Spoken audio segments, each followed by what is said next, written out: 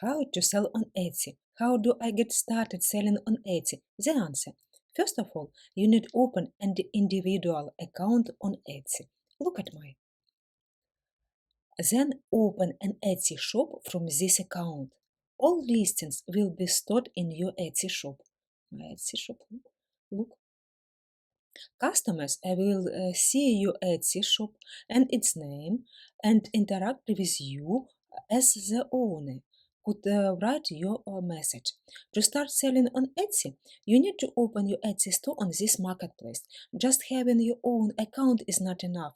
Each marketplace is unique. If you need help opening an Etsy shop, read more in my listing.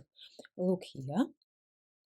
How to open an Etsy store in 5 minutes. A 27-page PDF file on opening an Etsy store is at your service. Have a nice day. With love from Ukraine. Svitlana Prokhorivska, Etsy shop, How to Sell Crafts. Bye.